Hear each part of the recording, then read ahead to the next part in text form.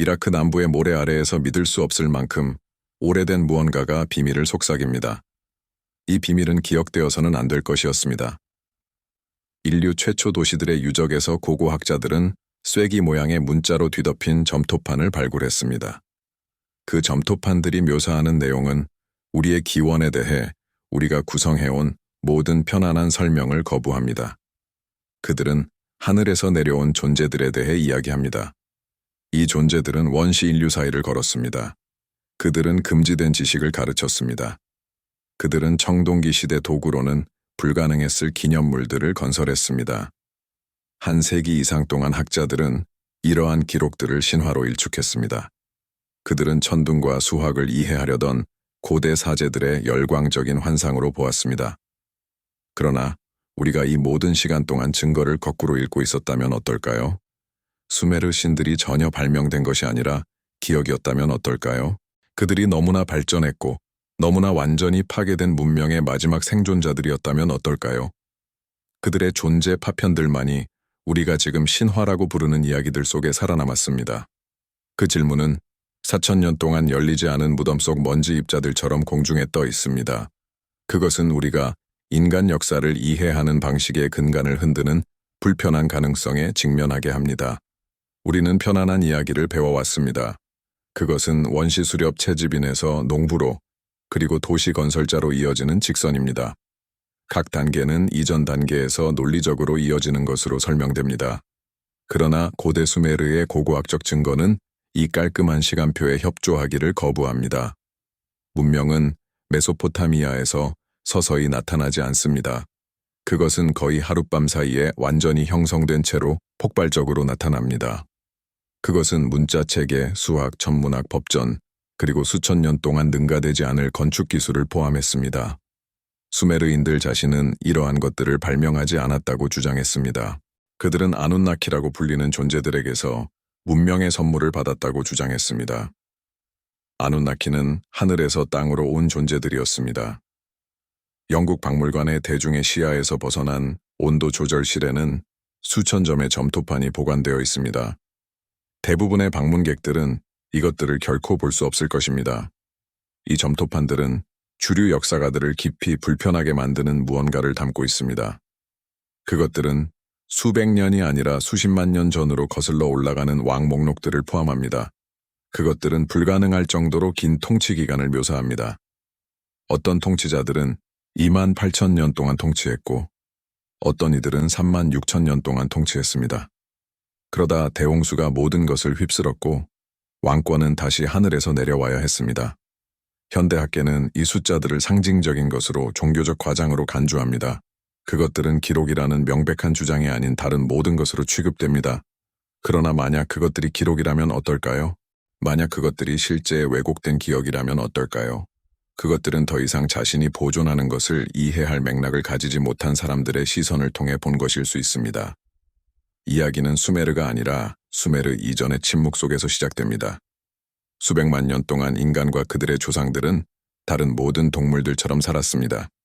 그들은 작은 무리를 지어 사냥감을 쫓고 식물을 채집했습니다. 그들은 수천 년 동안 거의 변하지 않는 도구들을 만들었습니다. 그러다 무언가 일어났습니다. 약 12,000년 전 모든 것이 변했습니다. 점진적으로가 아니라 충격적인 속도로 변했습니다. 지질학적으로 보이지 않는 시간 내에 인간은 수렵 채집인에서 농부로 변했습니다. 그들은 유목민에서 도시 거주민이 되었고 구전 전통에서 문자로 넘어갔습니다. 이 순간 고고학자들이 신석기 혁명이라고 부르는 이 시기는 만족스럽게 설명된 적이 없습니다. 일반적인 이야기는 인간이 단순히 씨앗이 식물로 자란다는 것을 알아냈고 이 깨달음이 모든 것을 변화시켰다고 제시합니다. 그러나 이 설명은 우리가 수십만 년 동안 인간이 너무 어리석어서 떨어진 씨앗이 싹 트는 것을 알아채지 못했다고 믿어야 합니다. 그리고 나서 갑자기 여러 대륙에 걸쳐 그들 모두가 거의 동시에 그것을 알아냈다고 믿어야 합니다. 튀르키예의 괴베클리 테페 고고학 유적지는 이 편안한 이야기를 산산조각냈습니다. 이곳은 11,000년 이상 전에 건설되었습니다. 농업이 있기 전, 도자기가 있기 전, 문명이 존재했어야 할 시기 전이었습니다. 괴베클리 테페는 20톤에 달하는 거대한 석회암 기둥들을 특징으로 합니다. 이 기둥들은 동물과 추상적인 상징들을 묘사하는 정교한 예술작품으로 조각되어 있습니다. 이 유적지는 수천 명의 노동자, 복잡한 조직, 그리고 천문학과 공학에 대한 고급 지식을 필요로 했습니다. 이곳은 존재해서는 안 되는 곳입니다. 이곳을 건설한 사람들은 원시 수렵 채집인이었어야 합니다. 그러나 그들은 후대 문명의 가장 위대한 기념물들과 견줄 만한 무언가를 만들었습니다. 그리고 나서 설명할 수 없게도 그들은 그것을 묻었습니다. 그들은 의도적으로 그리고 조심스럽게 전체 단지를 흙으로 채우고 떠났습니다. 이것은 현대 고고학자들이 발견하고 의아해하도록 완벽하게 보존했습니다. 그들은 무엇을 보존하고 있었을까요? 그들은 미래에 무엇을 말하려 했을까요? 돌들 자체는 명확한 답을 제공하지 않고 더 많은 질문만을 던집니다. 그러나 그것들은 중요한 사실을 증명합니다. 인간 발전의 선형적 진보에 대해 우리가 들어온 이야기는 기껏해야 불완전합니다. 최악의 경우, 의도적으로 오해를 불러일으키는 것입니다. 인간 역사의 여러 장들이 잊혀졌습니다. 그것들은 이야기에서 편집되었고 말 그대로 수톤의 흙과 모래 아래 묻혔습니다. 만약 궤베클리 테페가 12,000년 전에는 존재하지 않았어야 할 수준의 정교함을 나타낸다면 우리가 또 무엇을 잊었을까요? 기록된 역사가 시작되기 전에 엄청난 시간 동안 어떤 문명들이 흥망성쇠했을까요? 이것이 수메르 점토판이 신화가 아니라 증언이 되는 지점입니다. 수메르인들은 최초의 문명이 아니었습니다. 그들은 이 점을 반복해서 주장했습니다. 홍수 이전에는 도시, 왕국, 그리고 왕조들이 있었다고 그들은 말했습니다. 이것들은 거의 이해할 수 없을 정도로 먼 과거로 거슬러 올라갔습니다. 에리두 창세기는 발견된 가장 오래된 홍수 이야기 중 하나입니다. 그것은 대재앙 이전의 세상을 묘사합니다. 그 세상에서는 신들이 인간들 사이를 공개적으로 걸었고 원시적이었어야 할 시대에 도시들이 존재했습니다. 지식과 지혜는 희귀한 것이 아니라 흔한 것이었습니다. 그러다 홍수가 닥쳤습니다. 압주, 즉 모든 것을 휩쓸어간 대규모 물난리가 일어났습니다. 소수만이 기억을 이어가기 위해 살아남았습니다. 그리고 그 기억조차도 수많은 세대에 걸쳐 변질되고 변형되고 신화화되었습니다.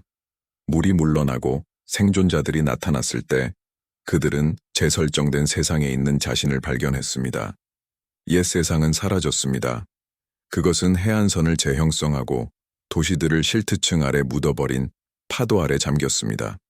생존자들은 지식을 가지고 있었습니다. 그러나 그들은 더 이상 고급 문명을 가능하게 했던 기반 시설, 도구, 그리고 방대한 전문가 네트워크를 가지고 있지 않았습니다. 그들은 외계 행성에 좌초된 우주 비행사들과 같았습니다. 그들은 첨단 기술에 대한 이론적 지식을 가지고 있었지만 그것을 재현할 수단이 없었습니다. 그래서 그들은 생존자들이 하는 일을 했습니다. 그들은 적응했고 간소화했으며 만나는 흩어진 부족들에게 할 수 있는 것을 가르쳤습니다. 시간이 지남에 따라 그들이 어떤 존재였는지에 대한 진실은 그들이 가르친 것의 신화가 되었습니다. 수메르 왕복록은 우리가 현대적 가정에 필터 없이 기꺼이 읽는다면 이 시나리오를 놀랍도록 명확하게 제시합니다.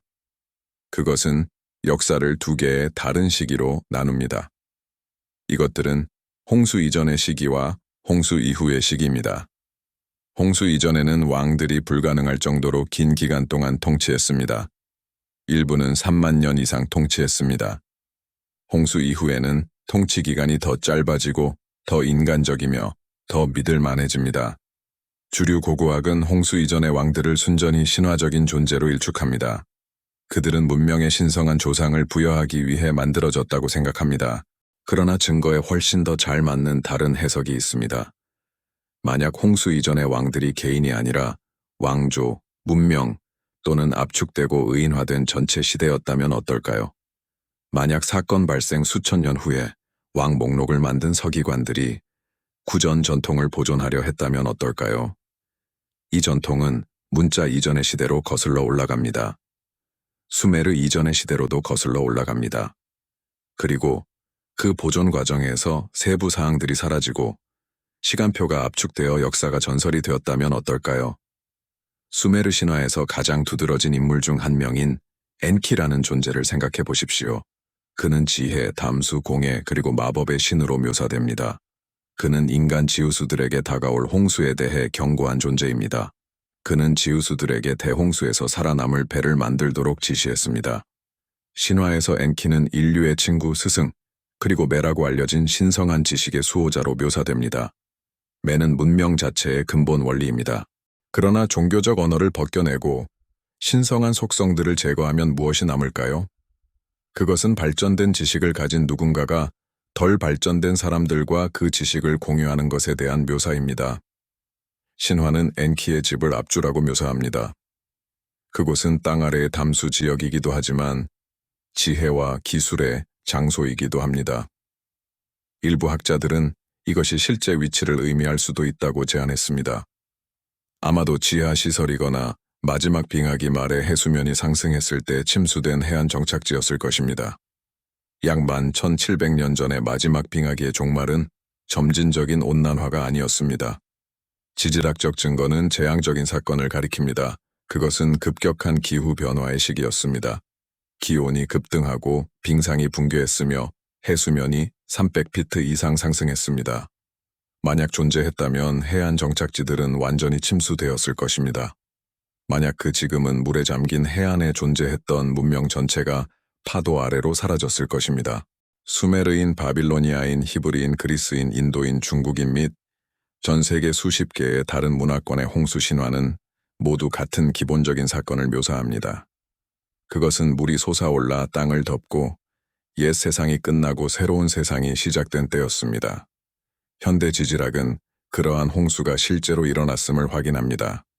질문은 그것이 일어났는지 여부가 아니라 그것이 일어났을 때 무엇이 손실되었는지입니다. 만약 홍수 이전 문명이 존재했다면 어떨까요?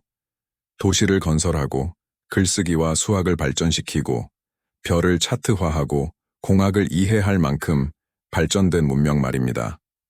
그 증거는 어디에 있을까요? 왜 우리는 그들의 유적, 유물, 그들의 부인할 수 없는 증거를 찾지 못했을까요? 답은 생각보다 간단할 수 있습니다.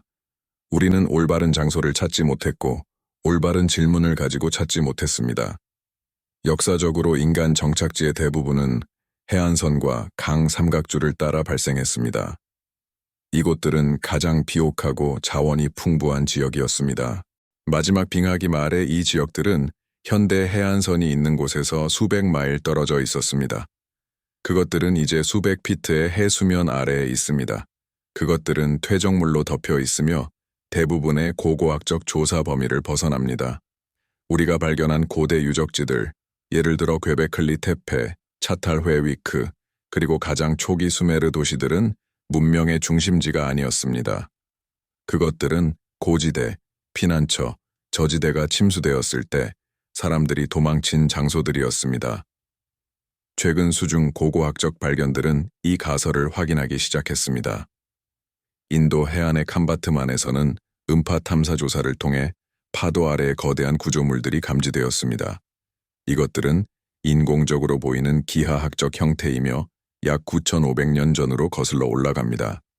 일본의 요나구니 섬 근처에서는 다이버들이 광대한 수중 석조 단지를 탐사했습니다. 그것은 테라스, 직각, 그리고 명백한 도구 자국들을 특징으로 합니다. 이것은 10,000년 이상 된 것으로 추정됩니다.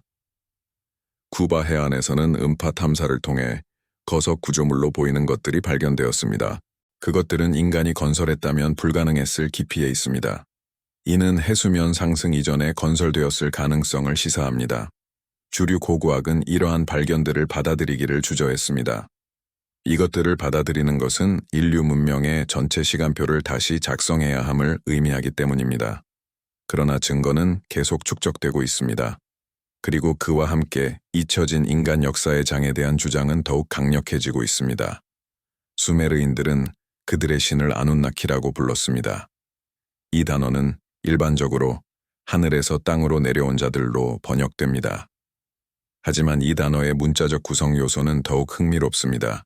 아누는 하늘신이자 신들의 아버지인 판턴의 수장을 의미합니다. 키는 땅을 뜻합니다. 아눈나키는 하늘에서 땅으로 온 자들입니다. 고대 우주비행사 이론가들은 이것을 외계인 접촉의 증거로 삼았습니다. 그러나 증거에 더 잘 맞는 훨씬 더 현실적인 설명이 있습니다.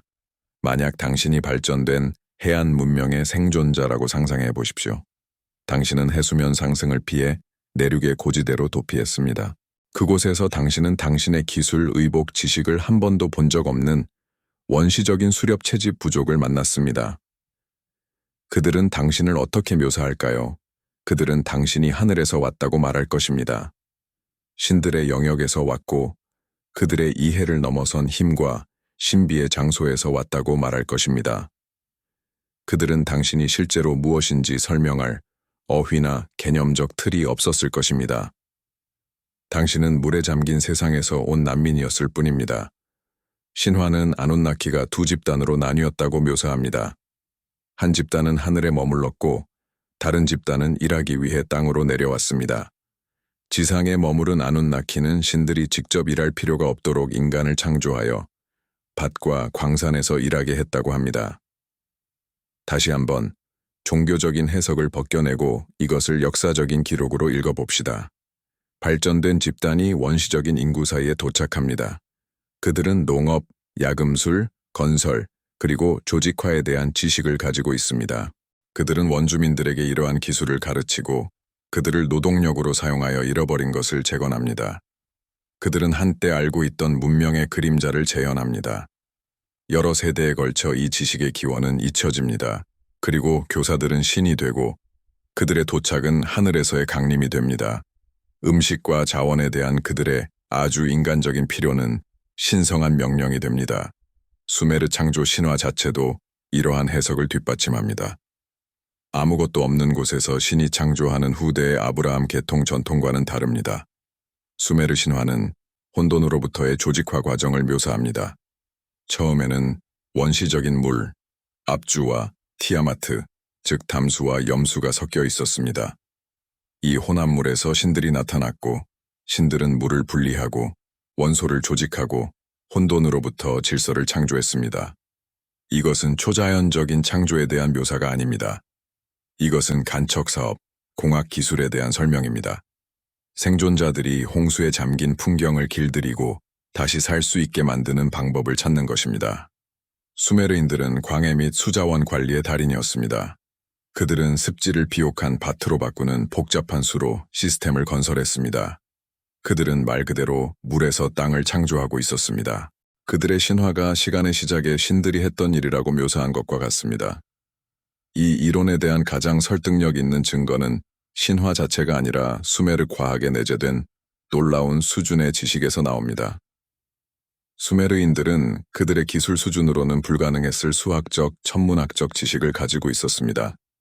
그들은 시간과 각도를 측정하는데 오늘날에도 여전히 사용하는 60진법을 사용했습니다.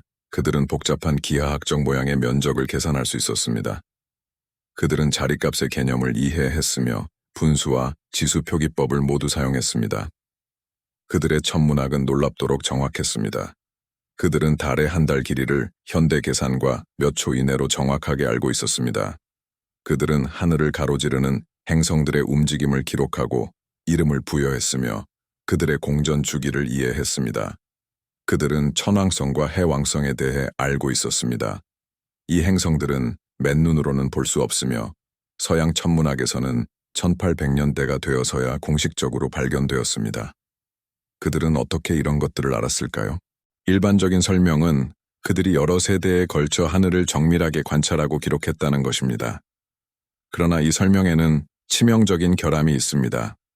황도대를 통한 행성의 움직임을 정확하게 기록하려면 수세기 또는 수천 년 동안의 관찰이 필요합니다. 그리고 그 관찰은 큰 오류 없이 기록되고 보존되어 전승되어야 합니다. 이는 수메르 문명 자체가 출현하기 이전부터 존재했던 끊어지지 않는 천문 관측 전통을 요구합니다. 이 전통은 어디에서 유지되었을까요? 마지막 빙하기를 끝낸 대재앙 속에서 누가 이 기록들을 보관했을까요?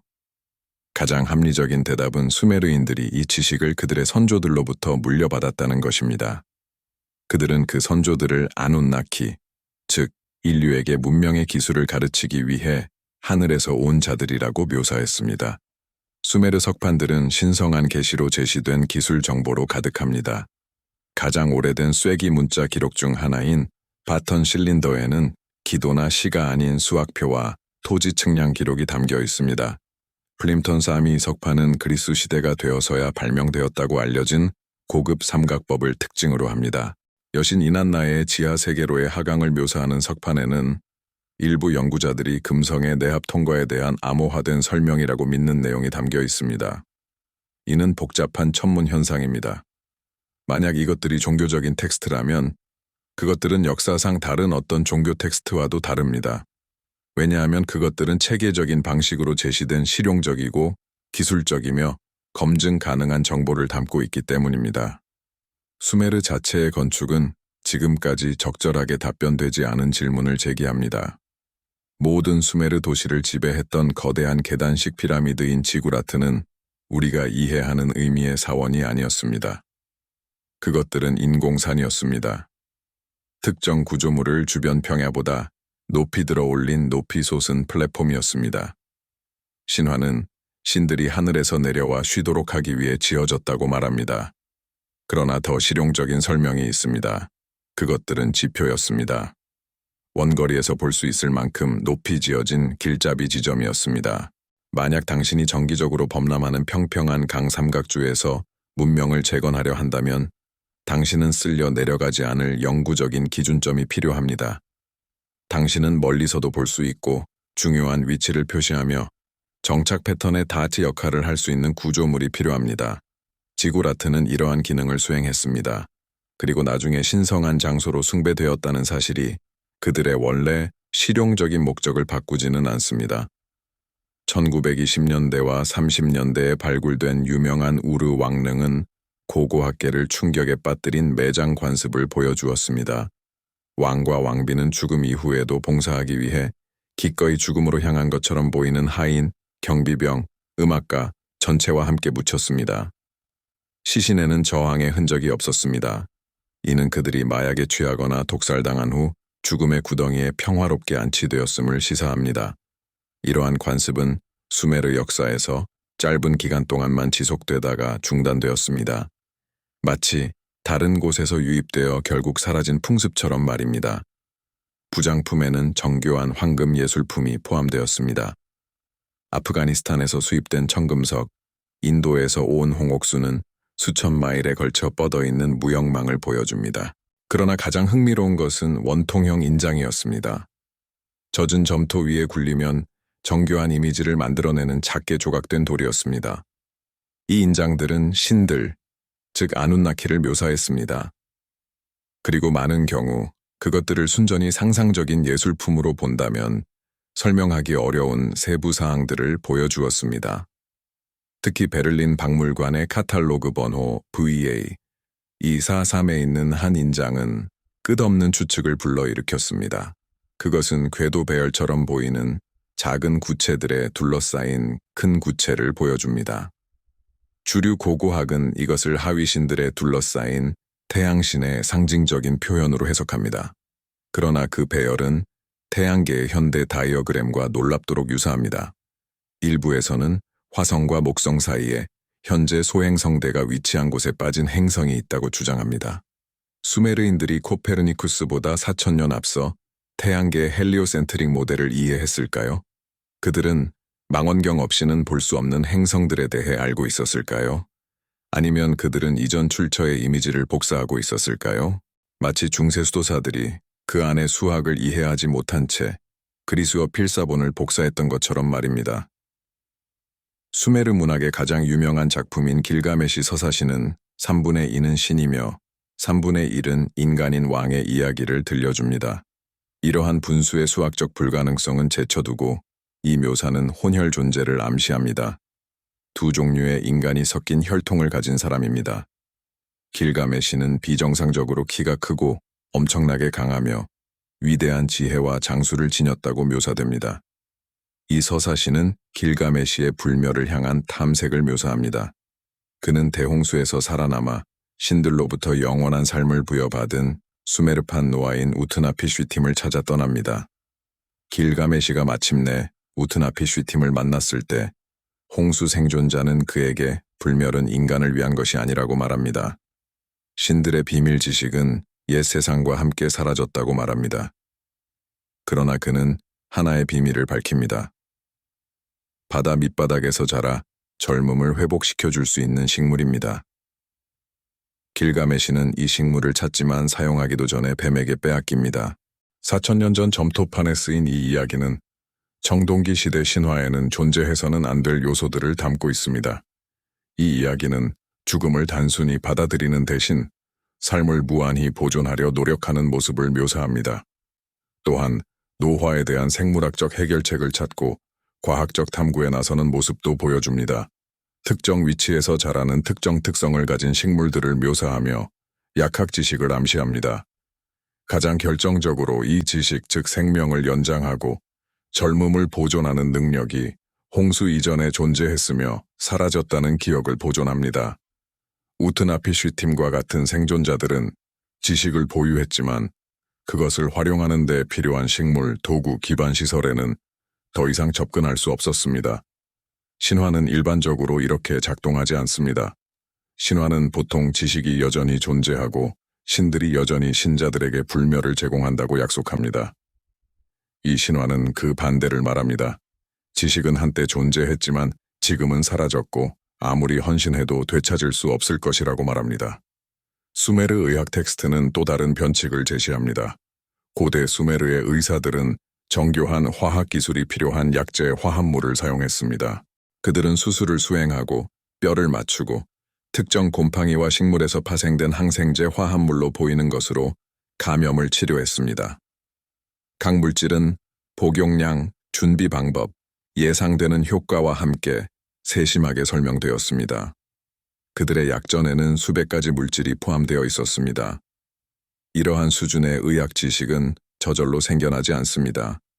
이는 여러 세대에 걸친 실험, 기록 보관, 그리고 지식 이전을 필요로 합니다. 그러나 그것은 가장 초기 수메르 텍스트에서 완전히 형성된 형태로 나타납니다. 마치 발견되기보다는 기록되고 있었던 것처럼 말입니다. 텍스트 자체는 때때로 특정 치료법이 선조들에게 알려져 있었다거나 홍수 이전 시대에 사용되었다고 언급합니다. 이는 수메르 의학 자체가 고대 관행의 부활이었음을 시사합니다. 니프르시에서 고고학자들은 한 도서관을 발견했습니다. 그곳에는 수천 개의 점토판이 있었습니다. 그중 일부는 우주의 조직에 대해 설명했습니다. 이 문헌들은 하늘을 세 가지 영역으로 나누었습니다. 그것들은 아누의 길, 엔릴의 길, 그리고 이하의 길이었습니다. 각 영역에는 특정 별과 별자리가 포함되어 있었습니다. 그것들의 위치와 움직임에 대한 정밀한 측정도 있었습니다. 이것이 주목할 만한 이유는 체계적인 조직 수준 때문입니다. 이것은 단순한 별 관찰이 아니었습니다. 이것은 체계적인 천문학이었습니다. 하늘은 정밀하게 지도화되고 분류되었으며 측정되었습니다. 일부 점토판에는 수백 개의 천체와 그 좌표를 나열한 성표가 있었습니다. 다른 점토판에는 수년 앞서 행성 위치를 계산하기 위한 수학표가 포함되어 있었습니다. 이것은 종교가 아닌 과학이었습니다. 그것은 기원전 3000년기에 실행되고 있었습니다. 수메르 문명을 진지하게 연구할 때마다 기원에 대한 질문이 늘 따라붙습니다. 문명은 메소포타미아에서 점진적으로 나타나지 않습니다. 모든 문명적 요소들이 본질적으로 동시에 등장했습니다. 여기에는 도시, 문자, 수학, 그리고 천문학이 포함됩니다. 또한 법률도 나타났습니다. 조직적인 종교, 기념비적인 건축물, 장거리 무역도 있었습니다. 사회 계층화와 전문 노동력도 동시에 나타났습니다. 이것은 일반적인 문화 발전 방식과는 다릅니다. 문화는 보통 이전 성과를 기반으로 시간이 지남에 따라 새로운 요소를 추가하며 단계적으로 진화합니다. 그러나 수메르는 마치 스위치를 켜면 문명이 나타나는 것처럼 완전히 형성된 모습으로 나타납니다. 수메르인들 자신은 이러한 갑작스러운 출현에 대한 설명을 제시했습니다. 그들은 문명이 신들로부터 자신들에게 주어졌다고 말했습니다. 이 신들은 아눈나키였고 하늘에서 내려와 인간에게 필요한 모든 것을 가르쳤다고 전해집니다. 수세기 동안 이러한 설명은 종교적 선전으로 치부되었습니다. 청동기 시대 사람들이 신성한 권위를 주장하여 자신들의 왕을 정당화하려는 시도라고 여겨졌습니다. 그러나 우리가 그들의 이야기를 너무 성급하게 일축했던 것이라면 어떨까요? 진실이 우리가 가정했던 것보다 더 이상하고 단순할 수도 있습니다. 초자연적인 의미의 신들이 아니며 다른 행성에서 온 외계인도 아닙니다. 그들은 파괴된 세계에서 지식을 전수받은 이전 문명의 인간 생존자들이었을지도 모릅니다. 그들은 강 계곡에 흩어진 수렵 채집 부족들에게 신처럼 보였을 것입니다. 그들의 농업 지식은 마법처럼 여겨졌을 것입니다. 일식과 계절을 예측하는 그들의 능력은 신성한 지혜처럼 보였을 것입니다. 의학, 야금학, 공학에 대한 그들의 지식은 그들을 평범한 인간 능력을 넘어서는 존재로 만들었을 것입니다. 시간이 흐르면서 이 생존자들은 나이가 들어 죽었습니다. 그들의 지식은 학생들의 소유가 되었고, 이 학생들은 수메르의 사제가 되었습니다. 기원 이야기는 종교적 신화로 변했습니다. 교사들은 신이 되었습니다. 지식이 전달되던 학교는 사원이 되었습니다. 실용적인 것이 신성한 것이 되고, 역사는 신화가 됩니다. 그러나 그 기억은 지속되었습니다. 이야기에, 왕 목록에, 천문학표에 암호화되어 있었습니다. 또한 의학 문헌과 건축 기술에도 남아 있었습니다. 수메르인들이 행했던 모든 것은 그들의 문명보다 앞선 지식 기반을 가리켰습니다. 그것은 더 오래된 근원이었습니다. 그들은 발명가가 아니었습니다. 그들은 이전 시대에 켜진 불꽃을 계승하고 보존하며 전달한 상속자들이었습니다. 신화 자체도 이러한 해석에 대한 단서를 제공합니다. 수메르 신들은 전능하거나 전지한 존재가 아니었습니다. 그들은 강력했지만 제한적이었고, 지식은 있었지만 모든 것을 알지는 못했습니다. 또한 불멸에 가까웠지만 부상을 입거나 죽을 수도 있었습니다. 그들은 서로 다투고 파벌을 형성하며 정치와 전쟁에 참여했습니다. 그들은 특별한 신성한 종류의 음식과 음료를 필요로 했습니다. 그들은 하늘을 날 수 있는 탈것을 타고 다녔습니다. 도시를 파괴할 수 있는 무기를 사용하기도 했습니다. 그들은 독특한 의복을 입었고 자신들의 권위를 상징하는 물건을 지녔습니다. 이 묘사에서 신이라는 꼬리표를 제거해 보십시오. 그러면 남는 것은 발전된 인간 집단에 대한 설명이 됩니다. 이들은 기술을 이해할 맥락이 부족한 관찰자들에게 마법처럼 보이는 기술에 접근할 수 있었습니다.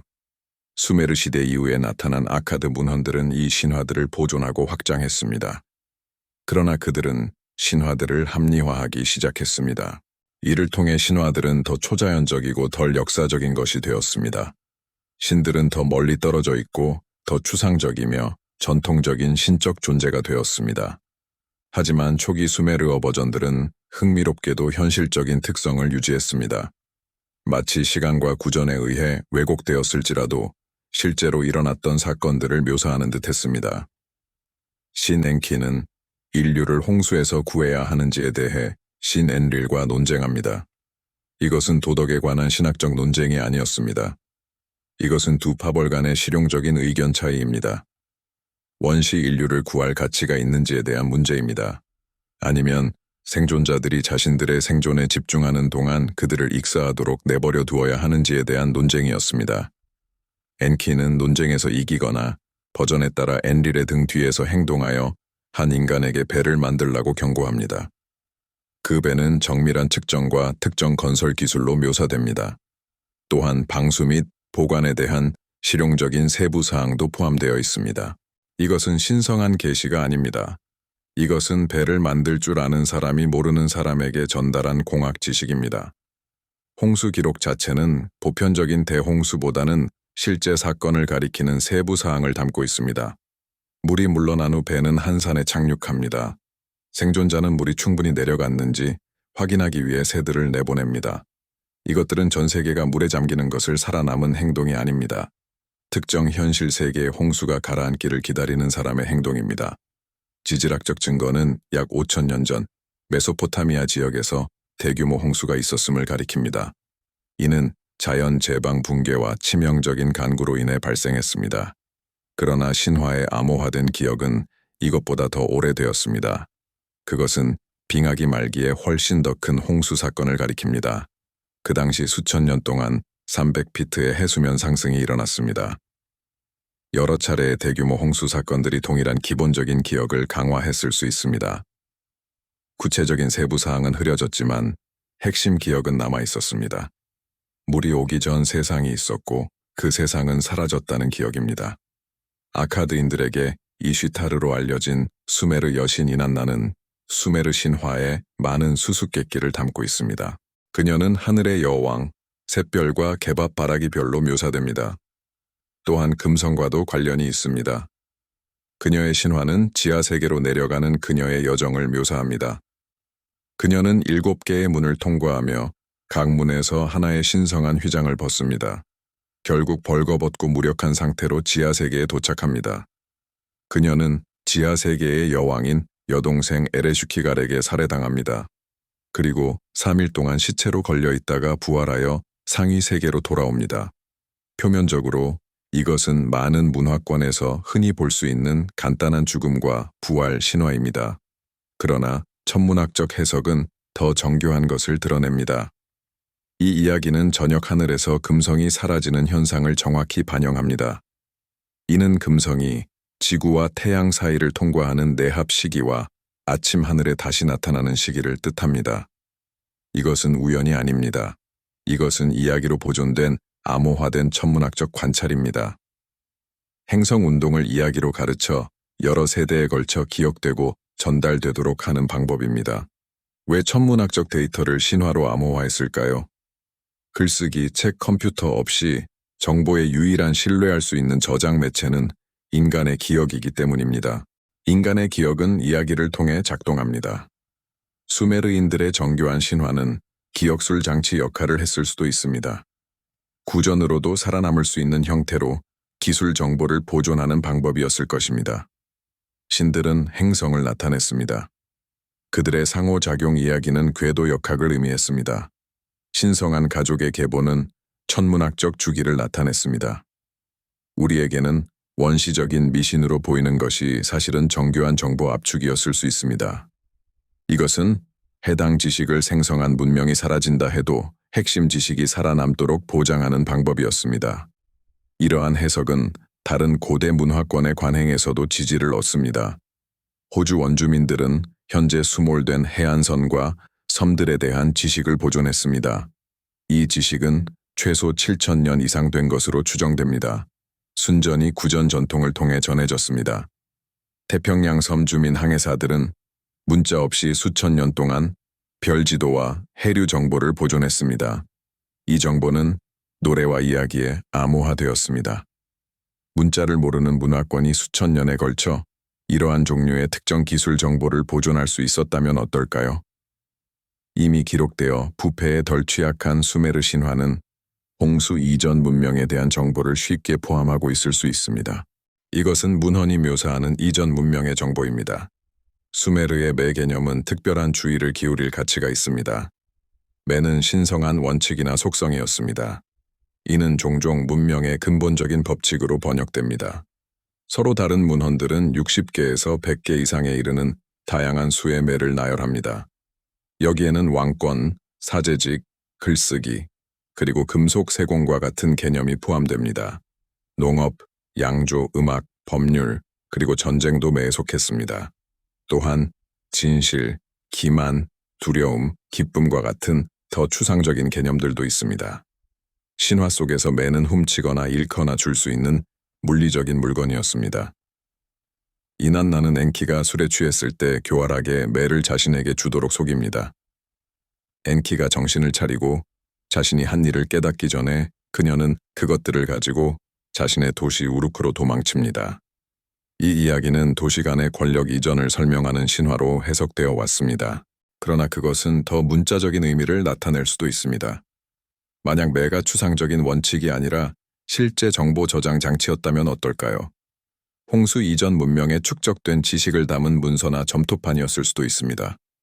그렇다면 매의 이동에 대한 이야기는 지식이 한 장소에서 다른 장소로 물리적으로 옮겨졌다는 역사적 기억이 될 것입니다. 수메르어 자체도 여러 수수께끼를 제시합니다. 그것은 다른 어떤 알려진 어족과도 관련이 없는 고리버입니다. 아카드어처럼 세머가 아니며 인도 유럽어도 아닙니다. 또한 주변 언어들과도 관련이 없습니다. 그것은 고고학 기록에 완전히 형성된 상태로 나타납니다. 이미 정교한 어휘와 복잡한 문법을 가지고 있었습니다. 그것은 어디에서 왔을까요?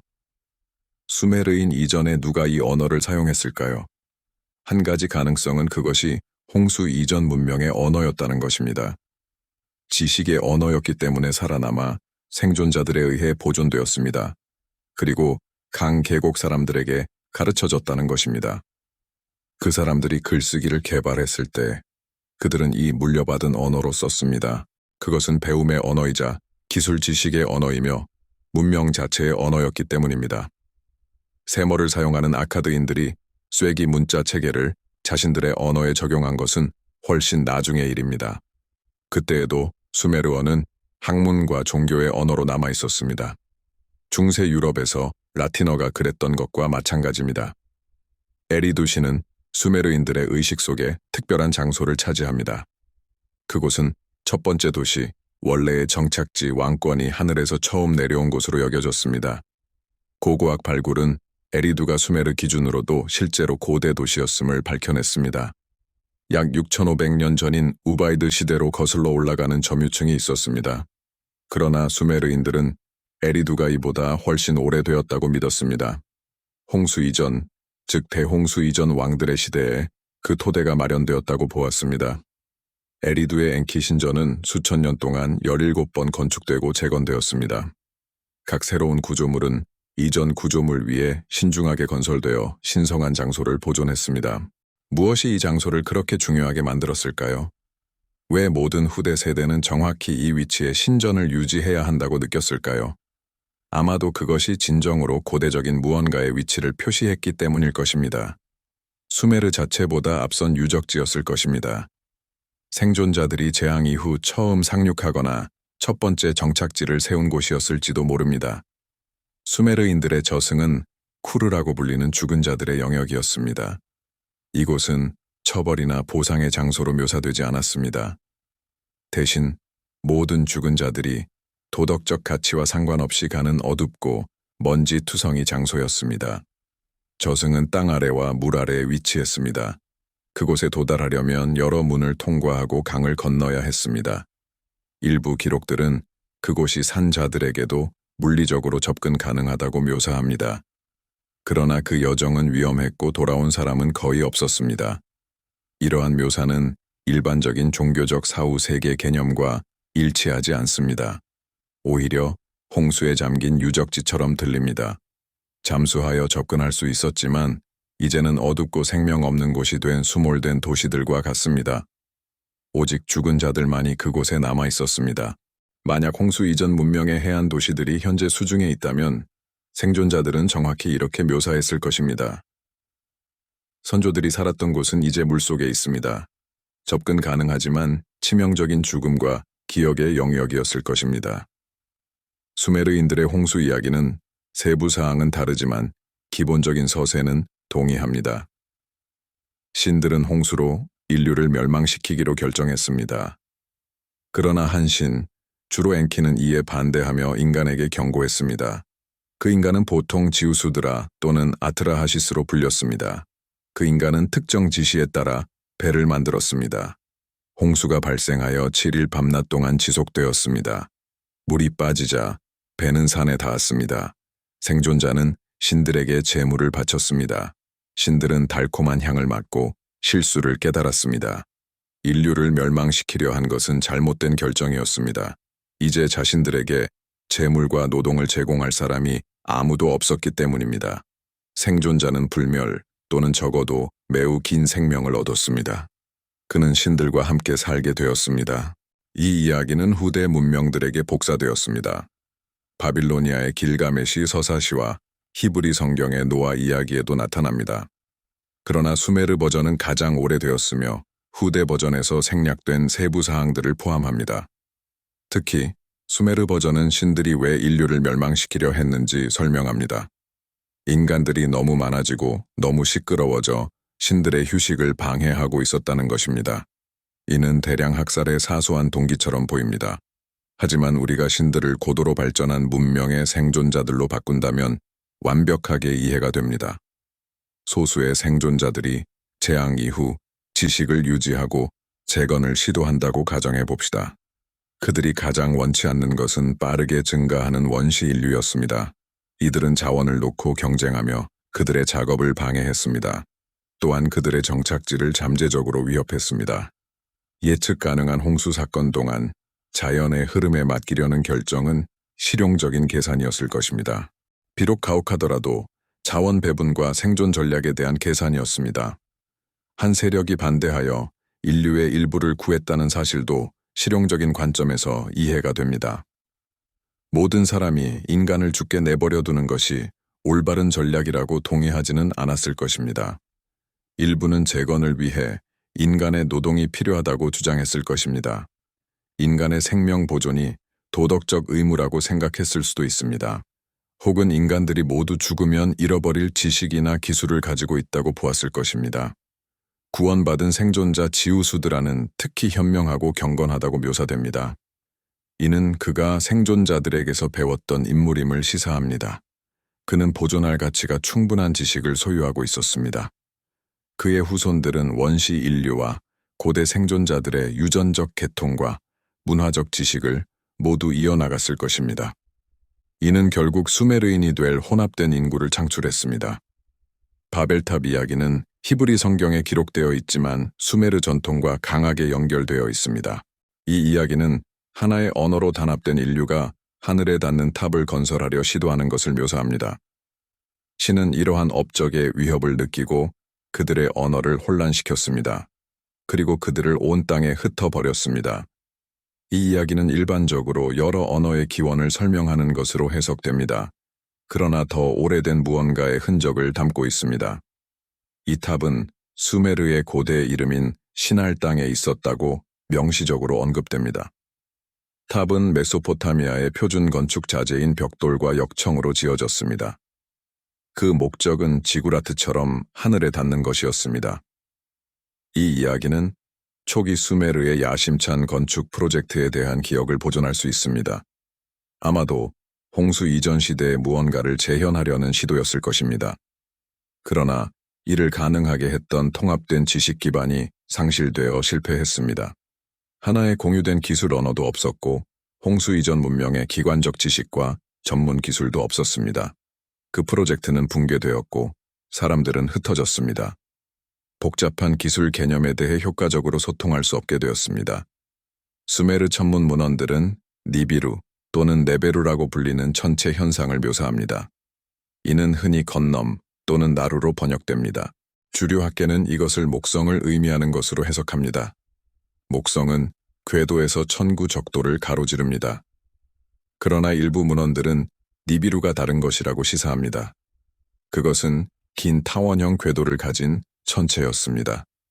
이 천체는 주기적으로 태양계 내부로 돌아왔습니다. 고대 우주 비행사 이론가들은 이것이 외계인이 거주하며 주기적으로 지구를 방문하는 행성을 묘사한다고 주장했습니다. 그러나 증거에 더 잘 부합하는 더 평범한 설명이 있습니다. 혜성은 고대 천문학자들에게 잘 알려져 있었습니다. 그것들은 주기적으로 나타났고 일부는 예측 가능한 주기를 가졌습니다. 다른 일부는 분명히 무작위였습니다.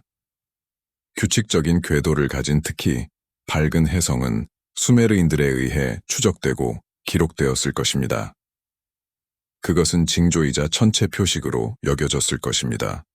이는 지상의 영역과 신들이 거주한다고 여겨지는 하늘을 연결하는 무언가였습니다. 수메르의 신성한 왕권 개념은 생존자 가설을 더욱 뒷받침합니다. 왕들은 단순한 정치적 지도자가 아니었습니다. 그들은 인간과 신들 사이의 중개자로 여겨졌습니다. 왕들은 정교한 대관식을 거쳤습니다. 그들은 여신 이난나와 상징적으로 결혼하고 신성한 권위를 부여받았습니다.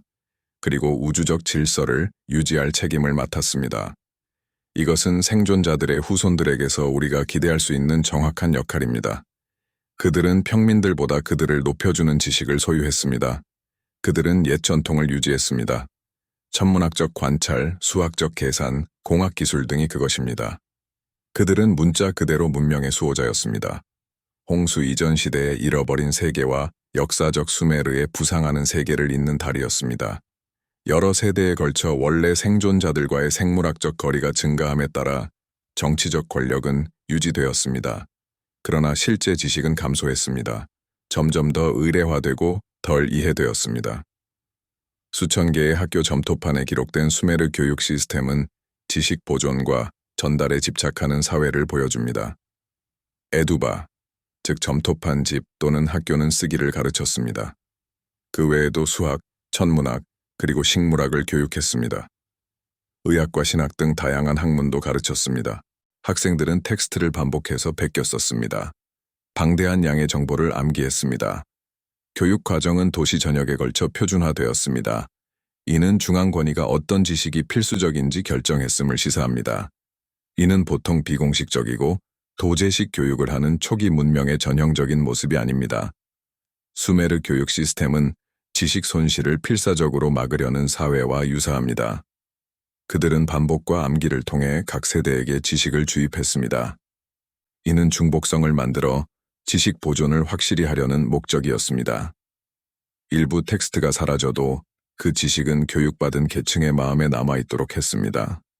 중요한 건물 아래에 기초 매장물을 묻는 관행은 또 다른 흥미로운 단서를 제공합니다. 수메르 건축가들은 신전이나 궁전을 건설할 때 기초에 물건을 두었습니다. 명문이 새겨진 점토판과 원통형 인장 등 다양한 물건들이었습니다. 이것들은 종종 부식에 강하도록 설계된 구리상자에 담겨 있었습니다.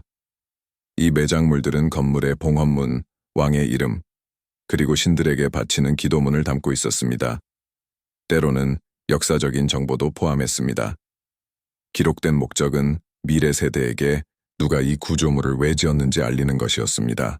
그러나 이 관행은 정보를 내구성이 있고 숨겨진 형태로 보존하는 역할도 했습니다. 만약 건물이 파괴되더라도 기초 매장물은 살아남을 수 있었습니다. 문명이 붕괴한다면 미래의 고고학자들이 이 매장물들을 찾아낼 수 있었습니다. 그리고 이전 사람들에 대해 배울 수 있었습니다. 이것이 실제로 일어났던 일입니다. 현대 고고학자들은 수천 개의 기초 매장물을 발굴했습니다. 이것들은 수메르 문명에 대한 가장 귀중한 정보원 중 하나입니다. 수메르인들은 홍수 이전 시대의 관행을 의식적으로 모방했을까요? 그때에도 재앙을 통해 지식을 보존하기 위해 유사한 매장물들이 만들어졌습니다. 수메르 사랑시와 창안은 문학, 음악, 감정 표현에 대한 세련된 이해를 가진 사회를 보여줍니다. 이것들은 생존을 위해 고군분투하는 원시 민족의 산물이 아니었습니다. 여가 시간과 미적 감각, 복잡한 내면 생활을 가진 문화의 산물이었습니다. 이난나와 두무지의 사랑 노래는 놀라울 정도로 에로틱하고 감정적으로 미묘합니다. 파괴된 도시에 대한 애가는 진정으로 감동적이며 슬픔과 상실감으로 가득합니다. 이러한 수준의 문학적 성과는 하룻밤 사이에 나타나지 않습니다. 여러 세대에 걸친 예술적 전통, 언어의 세련화, 문화적 자신감이 필요합니다. 그러나 그것은 가장 초기 수메르 문헌에서 완전한 형태로 나타납니다. 이는 발명되기보다는 계승되었음을 시사합니다. 약 4100년 전의 우르나무 법전으로 대표되는 수메르 법률 시스템은 종종 언급됩니다.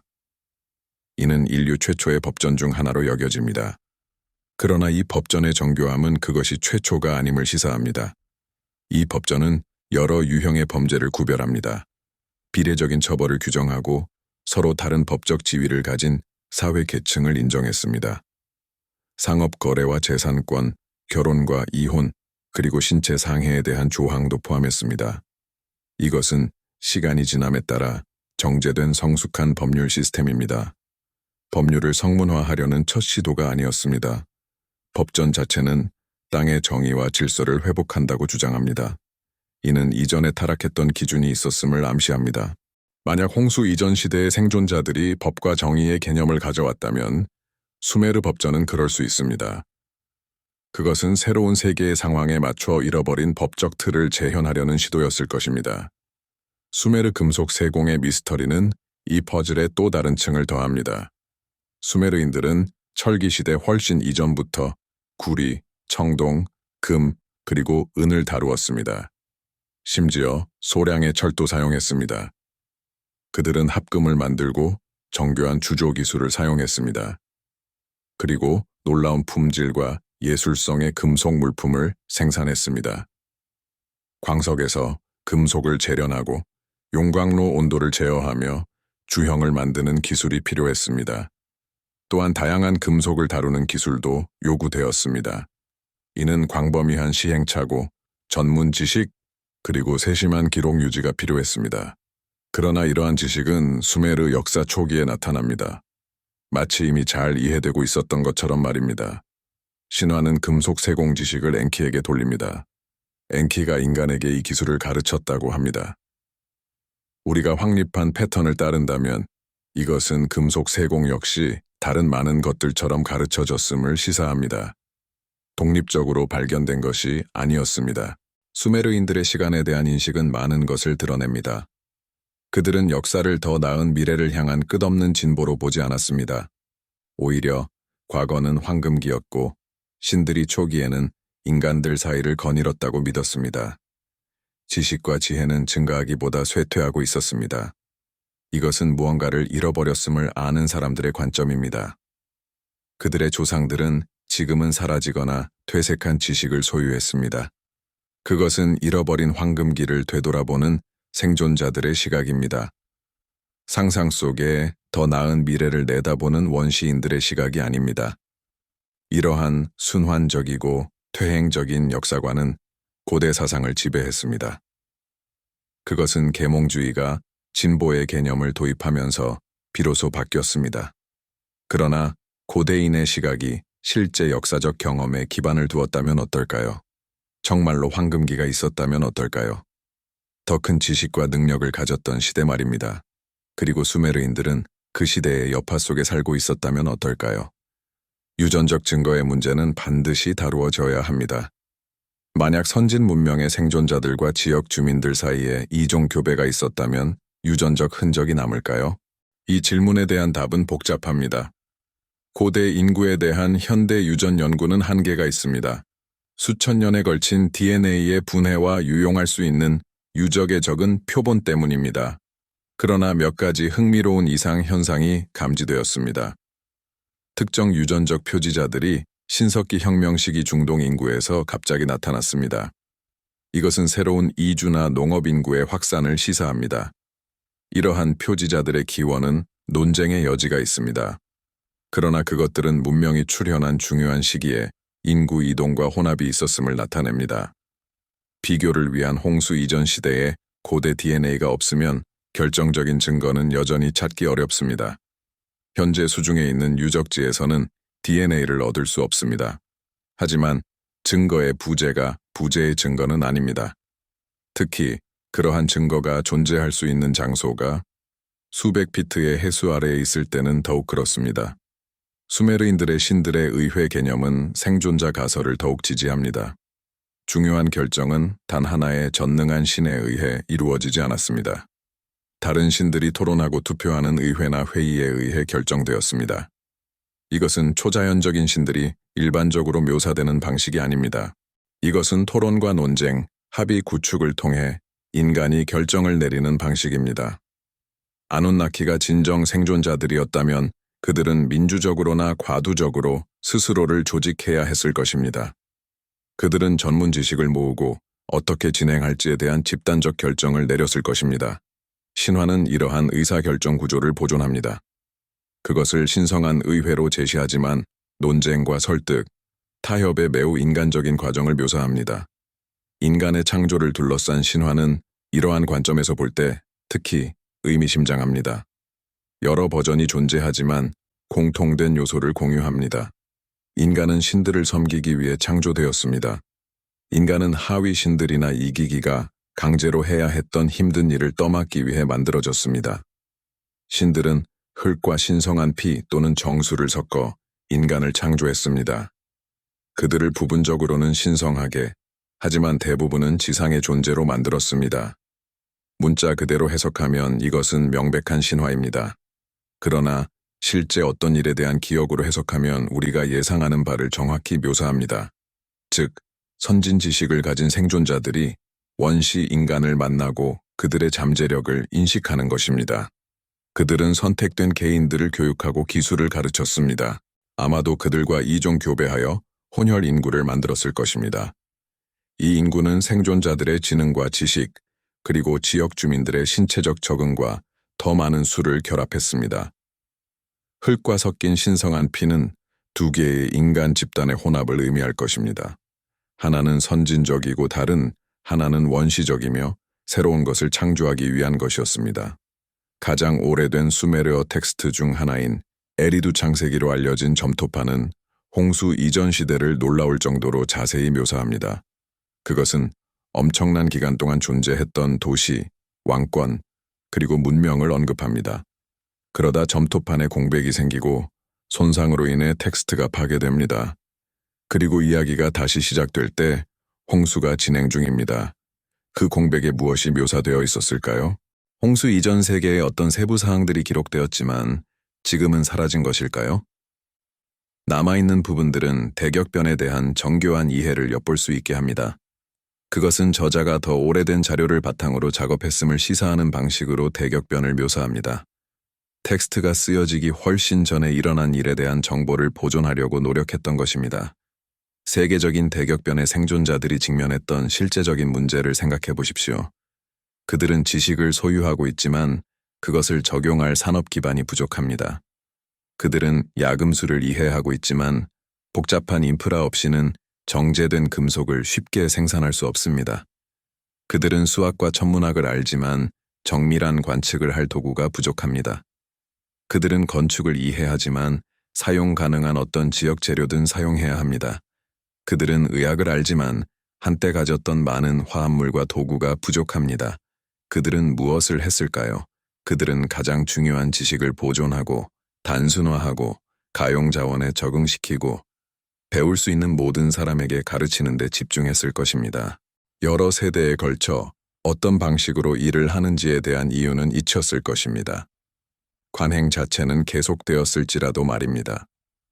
지식은 점점 더 의례화되고 그 뒤에 있는 이론이 사라졌을 때에도 기술은 보존되었을 것입니다. 이것이 바로 우리가 수메르 문명에서 보는 것입니다.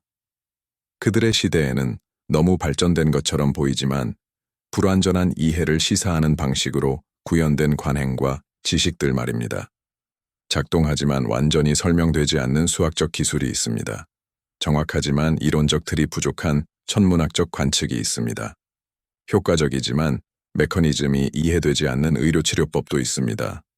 이것은 전통과 관행을 통해 유지되었지만 원래 의미를 부여했던 완전한 맥락에서 분리된 계승된 지식의 특징입니다. 수메르 원통형 인장은 검토할 가치가 있는 마지막 증거 조각을 제시합니다. 이 작고 조각된 돌들은 부드러운 점토 위로 굴렸을 때 복잡한 이미지를 만들어냈습니다. 서명, 식별자, 예술적 표현으로 사용되었습니다. 그러나 그것들은 또 다른 기능도 수행했습니다. 그것들은 정보 밀도가 높아서 복잡한 이미지를 작은 공간에 담았습니다. 각 인장은 이야기를 전하거나 장면을 묘사하거나 상징을 이해하는 사람들이 해독할 수 있는 정보를 전달했습니다. 종이도 없고 책도 없고 쉬운 정보 저장 수단도 없던 세상에서 이 인장들은 휴대 가능하고 내구성이 뛰어나며 복제 가능했습니다. 그것들은 이미지를 점토에 찍어 복사하는 데 사용될 수 있었습니다. 같은 정보의 여러 인스턴스를 만들었습니다. 그것들은 본질적으로 초기 정보 기술의 한 형태였습니다. 특정 이미지와 그 안에 인코딩된 정보를 복제하고 배포할 수 있게 해주었습니다. 어떤 원통형 인장들은 만족스럽게 설명된 적이 없는 장면들을 묘사합니다. 하나는 별 지도나 천체도처럼 보이는 것 앞에 서 있는 인물을 보여줍니다. 또 다른 인장은 손목시계나 상세한 표식이 있는 팔 보호대처럼 보이는 것을 착용한 인물들을 보여줍니다. 또 다른 인장은 일부 연구자들이 원자의 다이어그램이라고 믿는 것을 묘사합니다. 이는 공전하는 입자들로 둘러싸인 중심 핵을 특징으로 합니다. 주류 고고학은 이러한 해석들을 고대 모호한 이미지에 대한 현대적 투영으로 일축합니다. 그러나 수메르인들이 이전 시대의 이미지를 보존하고 있었다고 가정한다면 어떨까요? 그 의미를 완전히 이해하지 못한 채 디자인을 복사하고 있었다면 말입니다. 그렇다면 이러한 비정상적인 묘사들은 수메르 이전에 존재했던 지식의 증거가 됩니다. 그것들은 더 진보된 이해의 조각들로 작은 돌 원통의 미니어처로 보존된 것입니다. 이 모든 것이 사실이라면 왜 주류 고고학에서는 받아들여지지 않는가 하는 질문이 자연스럽게 제기됩니다. 왜 학자들은 잃어버린 문명에 대한 증거를 받아들이기보다 점진적 발전이라는 전통적인 서사를 고수할까요? 그 답은 부분적으로는 제도적 관성, 부분적으로는 정당한 과학적 신중함, 그리고 부분적으로는 증거 자체의 성격에 있습니다. 고고학은 보수적인 학문이며 이는 타당합니다. 비범한 주장은 비범한 증거를 필요로 합니다. 홍수 이전 문명에 대한 증거는 시사적이고 축적되고 있지만 아직 결정적이지 않습니다. 잠재적인 증거의 대부분은 수중에 있어서 대부분의 고고학적 조사가 미치지 못합니다. 육지에서 조사된 유적지들은 충분히 노력하면 전통적인 서사로도 설명될 수 있습니다. 그리고 신화를 역사로 재해석하는 것은 방법론적 위험으로 가득합니다. 신화는 거의 어떤 의미로든 해석될 수 있습니다. 독립적인 확인 없이는 그러한 해석은 추측에 불과합니다. 그러나 추측이 틀렸다는 것을 의미하지는 않습니다. 태양 중심설은 한때 추측에 불과했습니다. 대륙 이동설은 한때 불가능하다고 일축되었습니다. 인간과 공룡이 수천 년이 아닌 수백만 년 떨어져 있다는 생각도 한때 논란이 많았습니다. 과학은 확립된 서사를 의심함으로써 발전합니다. 변칙적인 증거를 진지하게 받아들이고 자료가 요구할 때 편안한 가정을 기꺼이 뒤엎음으로써 발전합니다. 수메르에서 온 자료는 재고를 요구합니다. 너무 많은 것들이 너무 갑자기, 너무 완전하게 형성되어 나타납니다. 그들이 나타난 청동기 시대의 맥락에 비해 너무 정교합니다. 수메르인들 스스로는 자신들이 창시자가 아니라 계승자라고 주장했습니다. 아마도 이제 그들의 말을 믿어야 할 때일 것입니다. 이 가설을 받아들이는 것의 함의는 엄청납니다. 그것은 인류의 역사가 우리가 가정했던 것보다 훨씬 더 오래되었고 복잡하다는 것을 의미합니다. 선진 문명이 이전에 흥망성쇠를 겪었으며 다시 몰락할 수도 있다는 것을 의미합니다. 우리가 원시적인 미신으로 치부했던 신화와 전설들이 역사적 진실의 핵심을 담고 있을 수 있다는 것을 의미합니다. 시간에 의해 왜곡되었지만 완전히 조작된 것이 아니라는 뜻입니다. 우리의 조상들이 단순한 야만인이 아니었다는 것을 의미합니다. 그들은 우리와 같은 질문으로 고심했습니다. 지식을 보존하는 방법, 대격변 이후 재건하는 방법 같은 질문들입니다. 또한 지혜를 미래 세대에 전달하고 위험하고 예측 불가능한 세상에서 살아남는 방법을 고민했습니다. 고고학적 기록은 결국 더 결정적인 답을 제공할 것입니다. 수중 탐사 기술은 매년 발전하고 있습니다. 한때 접근할 수 없었던 해안 유적지들이 현재 조사되고 지도화되고 있습니다. 고대 DNA 분석은 더욱 정교해지고 있습니다. 더 작고 더 손상된 표본에서도 정보를 추출할 수 있게 됩니다. 새로운 연대 측정 기술은 유물을 정확하게 측정하는 우리의 능력을 더욱 과거로 확장합니다. 아마도 우리 생애 안의 수메르 점토판이 4,000년 동안 우리에게 말해온 것의 증거를 얻게 될 것입니다. 문명이 우리가 생각하는 것보다 오래되었다는 증거입니다. 신들이 우리가 가정한 것보다 더 인간적이었다는 증거이기도 합니다. 또한 잃어버린 세계의 생존자들이 기록된 역사의 조상들 사이를 거닐었다는 증거가 될 것입니다. 그들은 파도 아래에 잠긴 황금기의 비밀을 그들에게 가르쳤습니다. 그 증거가 도착할 때까지 우리는 수수께끼와 매혹적인 파편들과 함께 남습니다. 신화처럼 행동하기를 거부하는 신화와 표준 서사에 들어맞기를 거부하는 고고학적 이상 현상들과 함께 말입니다. 우리는 수메르 점토판 그 자체와 함께 남습니다. 수천 개에 달하는 점토판들은 전 세계 박물관 수장고에 보관되어 있습니다. 대부분은 아직 번역되지 않았고 대부분은 아직 읽히지 않았습니다. 각각은 퍼즐의 또 다른 조각을 잠재적으로 담고 있습니다. 우리가 그것을 제대로 읽는 법을 배울 때 그들이 들려주는 이야기는 인류가 소유한 가장 오래되고 가장 중요한 이야기가 될 수 있습니다. 즉, 우리가 누구였는지, 무엇을 잃었는지, 그리고 어떻게 다시 시작했는지에 대한 이야기 말입니다. 이라크 남부의 우르 지구라트가 여전히 서 있습니다. 그 거대한 진흙 벽돌벽은 5,000년의 비바람에 닳았습니다.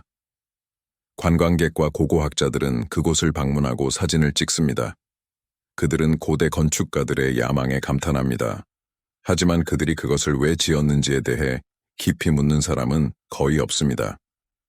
달신 난나의 신전이었다는 공식적인 설명만으로는 충분하지 않습니다. 신전은 작고 개인적이며 친밀할 수 있습니다. 그러나 우르 지구라트는 산과 같았습니다. 그것은 평평한 메소포타미아 평원에서 솟아오른 인공 본굴이었습니다. 수마일 밖에서도 보였습니다. 이 거대한 건축물은 엄청난 노동력과 자원을 들여 건설되었습니다. 그것은 하나의 진술이며 하나의 선언이며 하나의 랜드마크입니다. 그것은 기억되는 무언가의 재현입니다. 잃어버린 것을 다시 짓기 위한 시도입니다. 한때 더 가까웠던 하늘에 닿으려는 노력입니다. 지구라트 꼭대기에서 사제들은 의식을 행하고 관찰하며 발견한 것을 기록했습니다. 그들은 수세기와 수천 년을 거슬러 올라가는 전통을 유지했습니다. 수메르 이전, 대홍수 이전으로 거슬러 올라갑니다. 신들이 땅을 거닐던 황금 시대까지 거슬러 올라갑니다. 그들은 자신들이 보존한 모든 것을 이해하지는 못했습니다. 하지만 그것이 중요하다는 것을 이해했습니다. 그것을 잊어서는 안 된다는 것을 알았습니다. 미래 세대가 이 지식을 필요로 할 것이라고 생각했으며 그들은 옳았습니다. 우리는 지금 이 지식이 필요합니다. 우리는 인류 문명의 진정한 역사를 조각조각 맞추려고 노력합니다. 우리가 어디에서 왔고 무엇이 될 수 있는지 이해하려고 노력합니다. 수메르 문명의 유산은 그들의 짧은 전성기를 훨씬 넘어 확장되었습니다. 그들의 문자는 아카드 쐐기 문자로 발전했습니다. 이 문자는 3,000년 동안 사용되었습니다. 그들의 신화는 바빌로니아인, 아시리아인, 히타이트인에게 복사되었습니다. 결국 그리스와 히브리 전통에 영향을 미쳤습니다. 그들의 수학은 이후의 발전을 위한 토대를 마련했습니다. 그들의 천문학적 관찰은 이 지역의 모든 후속 문명에 의해 계승되었습니다. 그들은 과거에 잃어버린 세계와 기록된 역사에 발전하는 세계를 연결하는 달이었습니다. 생존자들의 지식이 그들과 함께 사라지지 않고 시간 속으로 전달되도록 보장했습니다. 박물관의 고요한 홀에 인공 조명 아래 점토판들이 진열장 안에 놓여 있습니다. 관광객들은 지나가며 자신에게는 아무 의미 없는 쐐기 모양의 흔적들을 흘끗 봅니다. 그들은 더 시각적으로 인상적인 전시물로 발길을 옮깁니다. 하지만 그 흔적들 안에는 귀중하고 대체 불가능한 무언가가 담겨 있습니다. 그것은 과거의 목소리입니다. 4,000년을 넘어 우리에게 직접 이야기하고 있습니다. 우리가 잊어버린 이야기를, 우리가 기억해야 할 이야기를 들려줍니다. 이 이야기는 우리가 이전에 이곳에 있었다고 말합니다. 문명이 보장되지 않는다는 것을 이야기합니다. 지식이 상실될 수 있다는 것을 알려줍니다.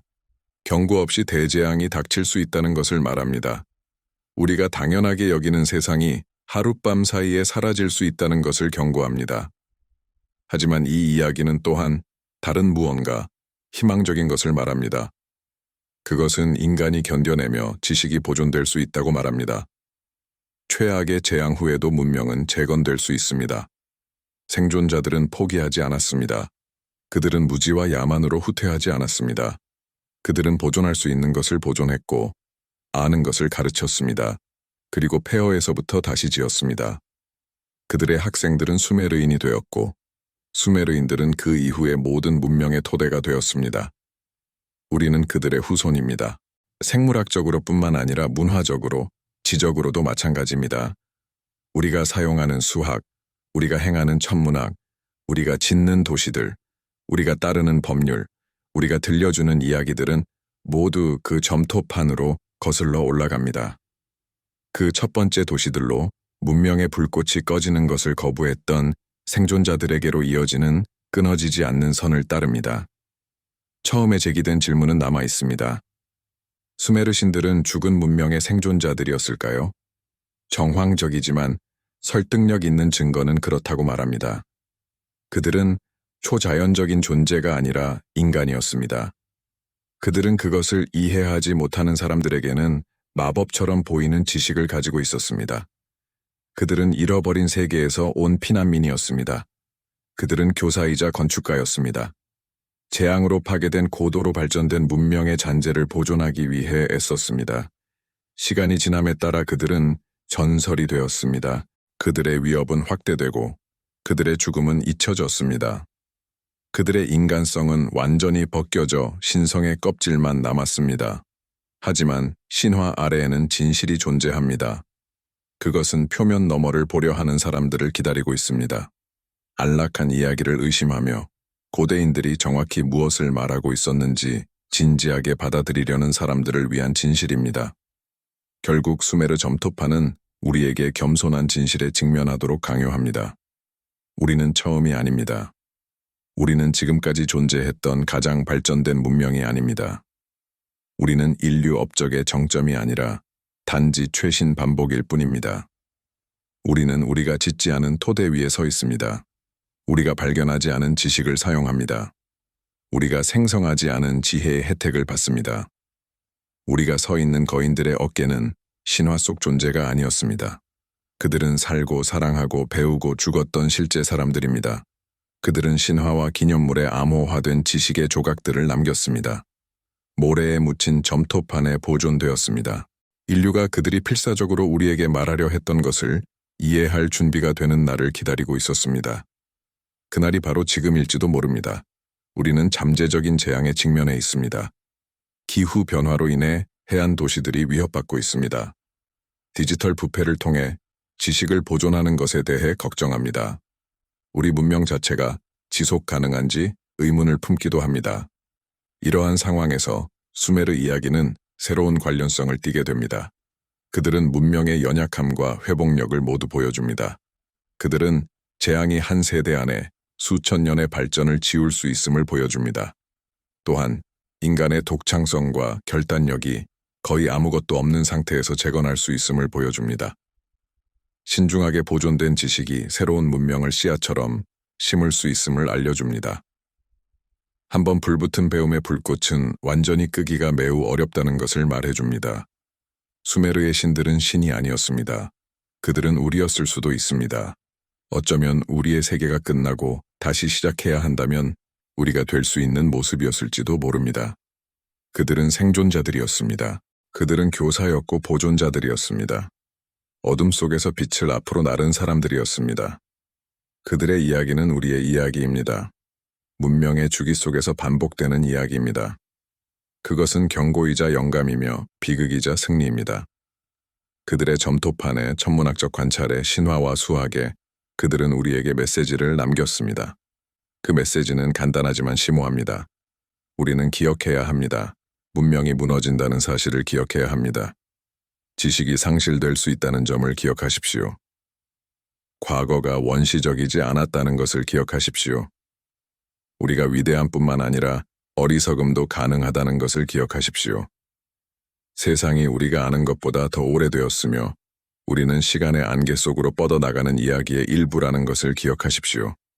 그 이야기는 돌과 점토에, 유전자와 언어에, 신화와 기념물에 쓰여 있습니다. 이러한 교훈을 다시 어려운 방식으로 배우지 않도록 기억해야 합니다. 우리 자신의 재앙이 닥쳤을 때 우리는 생존하고 보존하며 재건할 준비가 되어야 합니다. 분명 그 재앙은 닥칠 것입니다. 수메르의 신들을 기억하십시오. 그들은 신이 전혀 아니었습니다. 그들은 망각에 굴복하기를 거부했던 인간이었습니다. 그들은 꺼져가는 빛에 맞서 싸웠고 문명의 횃불을 우리에게로 옮겨오는 데 성공했습니다. 이제 그 횃불을 들고 갈 차례는 우리입니다. 우리가 아는 것을 보존하고 다가올 일에 대비하며 우리 세계가 끝날지라도 지식이 살아남도록 보장해야 합니다. 그리고 문명은 폐허에서 다시 일어날 것입니다. 정확히 5,000년 전 티그리스 강과 유프라테스 강 사이의 강 계곡에서 그랬듯이 말입니다. 그곳에서 인류는 다시 시작했습니다. 그곳에서 신들은 인간에게 문명의 기술을 가르쳤습니다. 그곳에서 생존자들은 신화가 되었습니다. 그리고 그곳에서 진실은 눈에 띄는 곳에 숨겨져 있었습니다. 누군가가 그것이 진정 무엇인지 알아볼 날을 기다리면서 말입니다. 그것은 죽은 세계의 마지막 유언이자 그 이후에 온 세계의 첫 번째 장이었습니다.